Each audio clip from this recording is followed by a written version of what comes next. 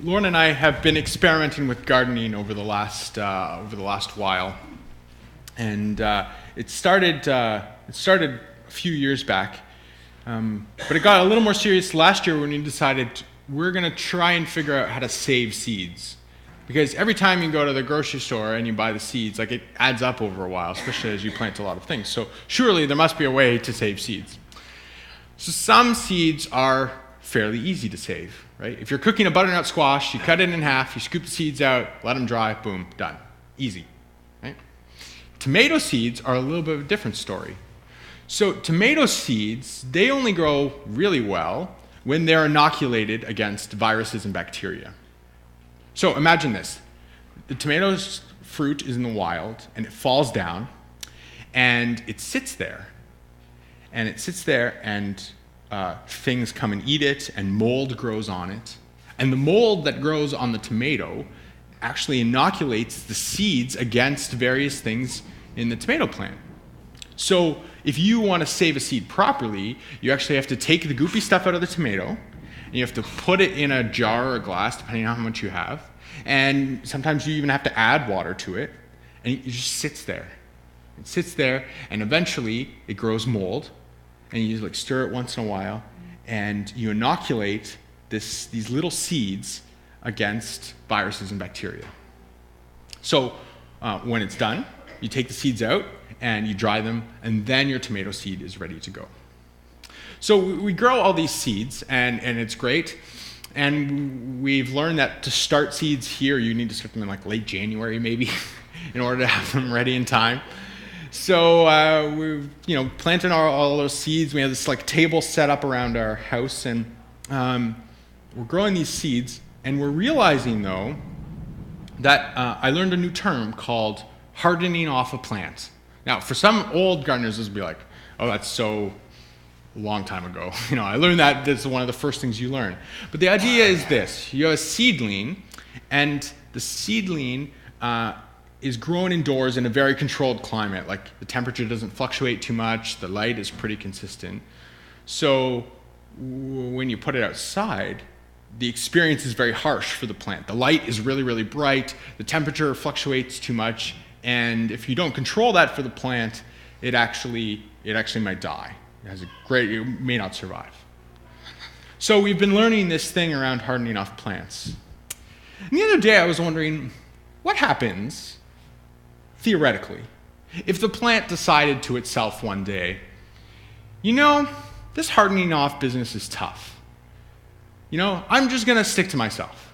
No fruit necessary this year. I'm just going to grow, have my leaves, and it'll be fine. No tomato fruit at all. What would happen? Well, there wouldn't be another plant after it, but that's not really the point.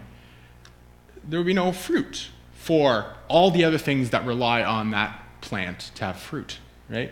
The bugs, the bacteria, other animals that like to eat tomatoes.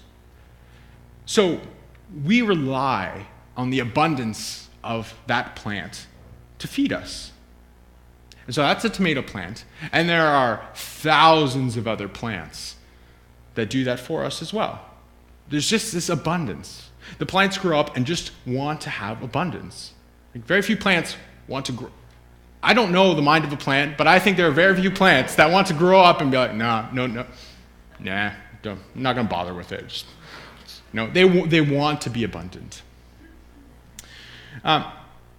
So we have a story today in our scriptures which speaks again of that abundance. And I'm not going to use a photo for it because I think it's better just left to your imagination. So in the story, there's a temple. And out of the east door of the temple, there flows a river. And Ezekiel, the prophet, is having this vision of this incredible river.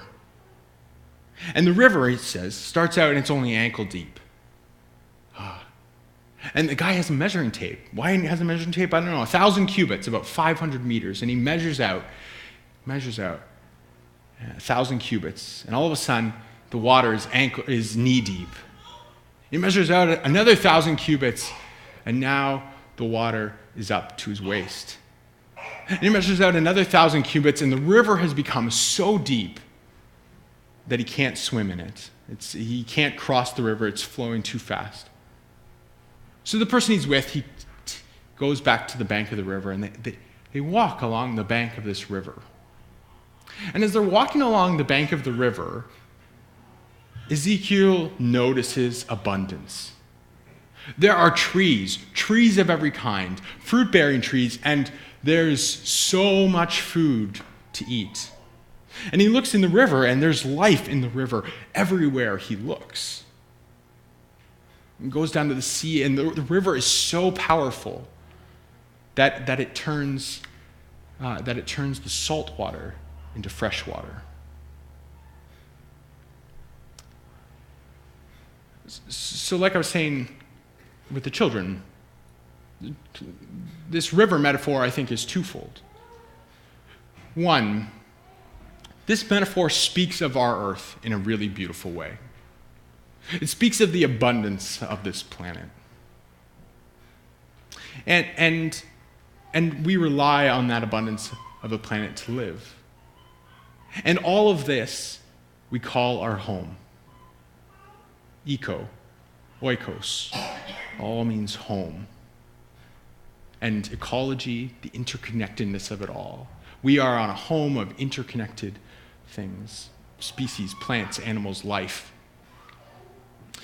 But people have also used the analogy of a river to speak about God. That we see a river, and we see the abundance of it, and we see God like a river. And this river seems to have the power to sustain. This river seems to have something about it that just keeps giving. Giving to the plants on the side, to the birds that live there, to the fish in it. There seems to be abundance in it. And the abundance in it feeds not just our bodies, but also our souls, our spirits. Something about this river that we associate with God teaches us something, fills us in some way. And so we understand God as river as well. There's a singer named Coco Love Alcorn. She was just on the island a few weeks ago, and she has this incredibly beautiful song to describe the river. In some ways, it's the story from Ezekiel done in song form. So take a listen.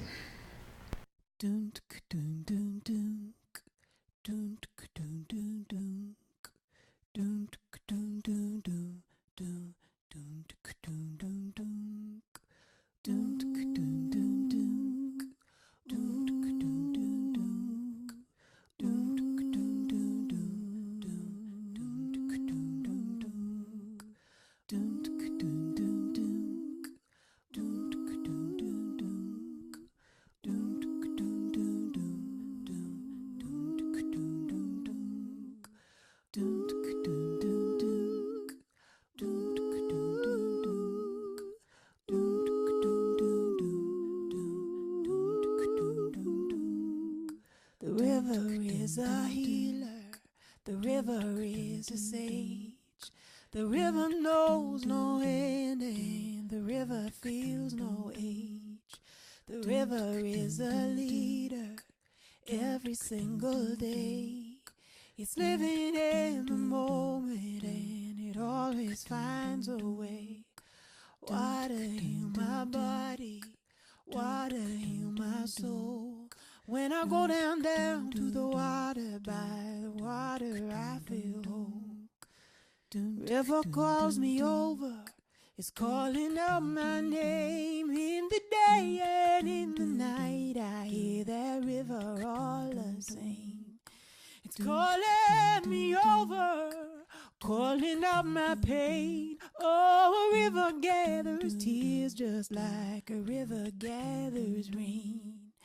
Water heal my body, water heal my soul. When I go down to the water, by the water I feel whole. The river is a traveler, always on the go. Oh, a river never worries if it's it's fast or if it's slow. River, take me to where I need to go, and I will just relax and let the river flow. Water, heal my body. Water, heal my soul. When I go down, down to the water, by the water, I feel whole. Water, heal my body. Water, heal my soul. When I go down, down to the water, by the water, by the water, water, heal by the water, by the water, I feel whole. When I go down, down to the water, by the water, I feel whole. Water, heal my body. Water, heal my soul. When I go down, down to the water, by the water, I feel whole. Water, heal my body. Water, heal my soul. When I go down, down to the water, and I go down, down to the water. When I go down, down to the water, by the water, I feel whole.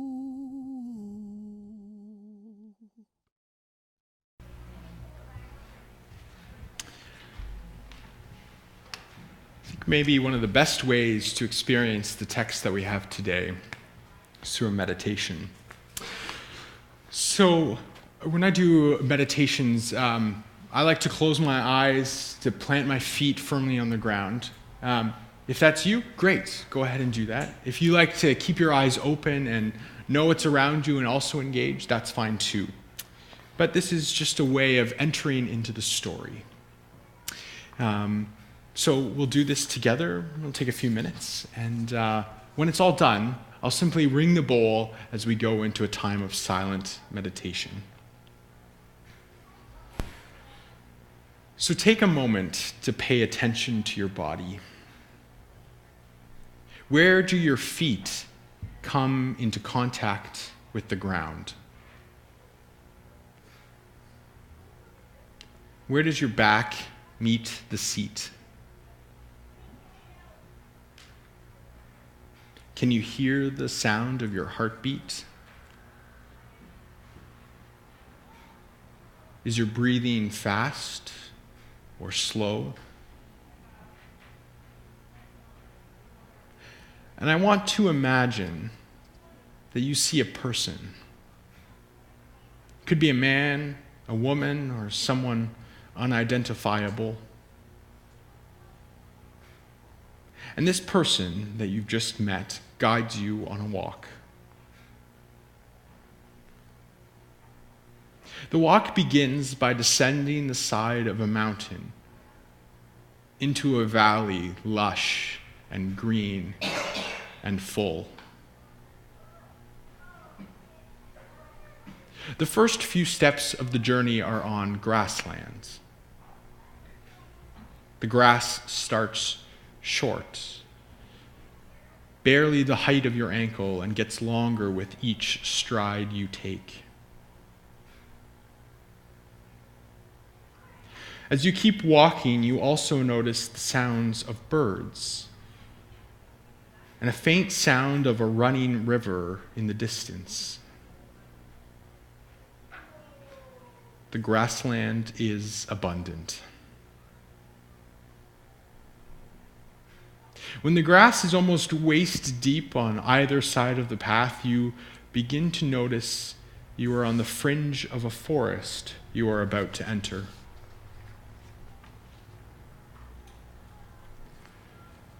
Some of the trees in the forest are very tall and straight,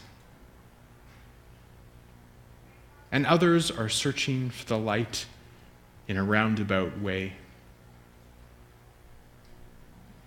And all of the trees are teeming with life. There are more species of trees here than you ever knew possible. In one of the trees, you notice a whole colony of songbirds. Other trees are fruit-bearing trees, All of their branches are almost bent to the ground with fruit that is good to eat. There are also trees that have died, and they are providing nourishment for other plants and nesting spaces for other creatures.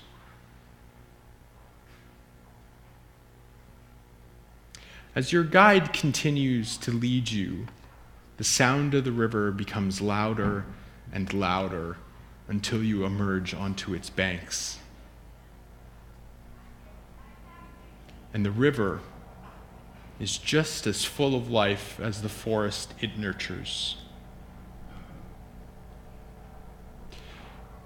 You can see minnows in the shallows that scurry away when you approach the bank.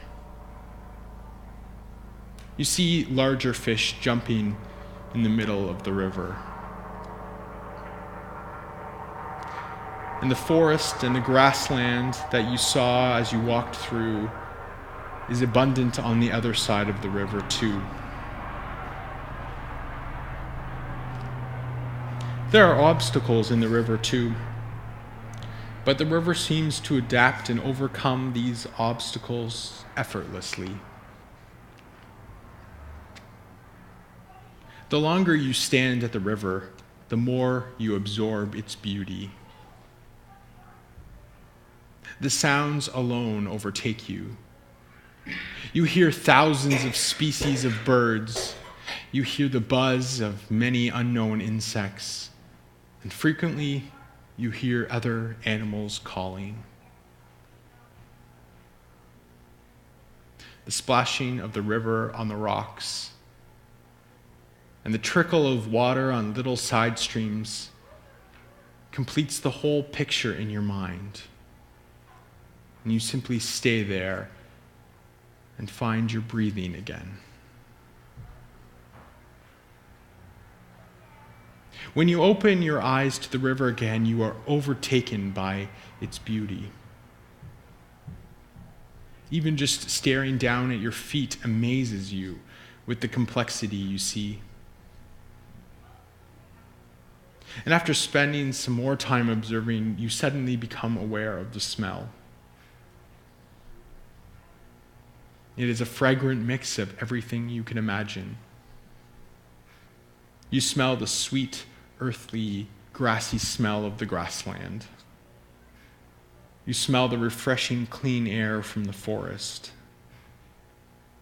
You breathe deeply of the fruit tree blossoms and the fruit already ripe enough to pick. You smell the river which carries life.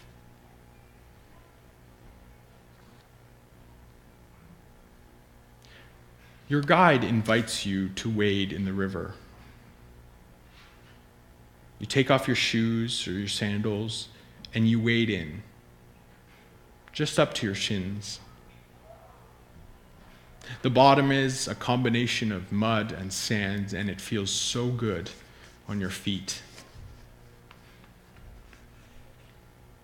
The coolness of the water sends chills up your spine as eddies form around your legs. Your guide bends down to take a drink and invites you to do the same. You cup your hands together and dip them into the river. With your hands filled with cool water, you bring them to your mouth and drink. The water cools your insides, but it does so much more than that. The refreshing that you feel in your body is happening in your soul too. This water is sustaining you and giving you new life.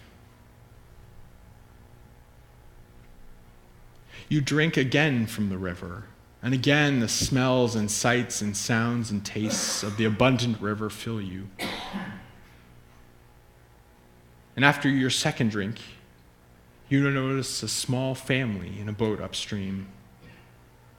They are fishing, and they are participating in the abundance too.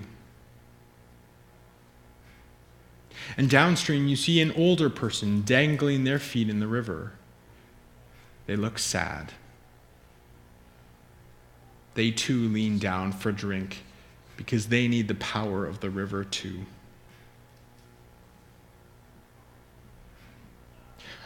Your guide turns and begins walking towards the top of the ridge that you'd come from earlier.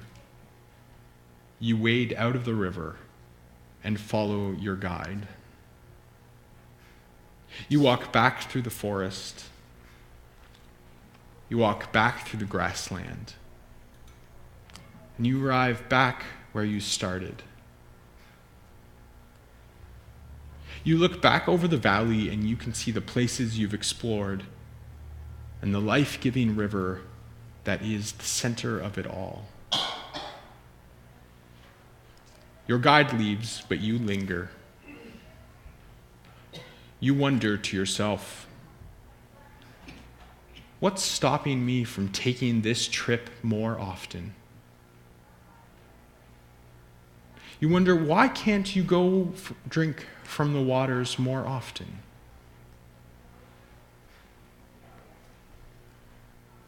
What forces are pulling you away from drinking of its life?